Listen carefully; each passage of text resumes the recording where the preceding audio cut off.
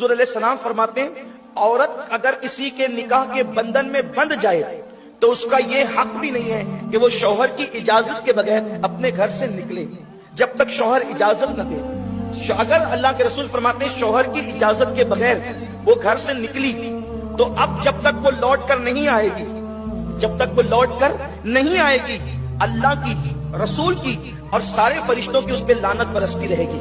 तो सहाबे किराम ने आसान किया और उसकी आका, करीम आका, बंदा परवर आका, हमारे माँ बाप पे कुर्बान, क्या शौहर अगर बीवी पे जुल्म करता है तो भी वो शौहर की इजाजत के बगैर बाहर न निकले? अल्लाह के रसूल फरमाते अगरचे शौहर जुल्म करे तो भी वो इजाजत के बगैर बाहर नहीं जा सकता। अल्लाह के रसूल अलैहि सलाम ने पाबंद किया।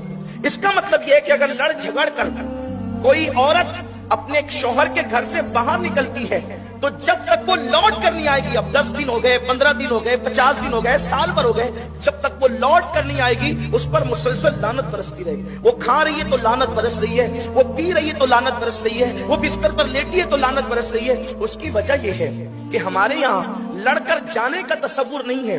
हमारे यहाँ तसव्वुर यह है कि अगर लड़ाई हो जाए, झगड़ा हो जाए तो उसी घर में रहो, अपने माँ बाप को बुलाओ, रिश्तेदार को बुलाओ, पंचों को बुलाओ और दोनों अपना अपना मुकद्दमा उन बड़ों के पास रखिए। कुरान शरीफ की आयतें हैं, कुरान मुकद्दस की आयतें कि उन तक रखो। और उनका काम है, किनका? माँ बाप का काम है, बड़ों का काम है कि वो उनके दरमियान सुलह कराए, सुलह की सोचे। ये नहीं कि बाप और माँ अपनी बेटी को मजीद कम भरे कि कोई बात नहीं तुझे यहाँ रहने की, हम तुझे पाल सकते हैं। पलती तो छूटियां भी है, पलते तो कुत्ते भी हैं, पलते तो इंसान के दरवाजे पे खड़े रहने वाली बकरियां भी है। बात रोटी कपड़ा मकान की नहीं है, बात इज्जत के साथ बेटी के जीने की है। इज्जतदार लोगों की शान ये है कि जिनकी बेटियां निकाह के बाद सुर्ख जोड़ा पहनकर माँ के घर से निकलती है, उन शरीफ बेटियों की अलामत ये है कि वो सफेद जोड़ा पहनकर उस जनाजे की डोली में फिर शहर खमोशा की तरफ जाती है। यही नसीहत इस्लाम की है।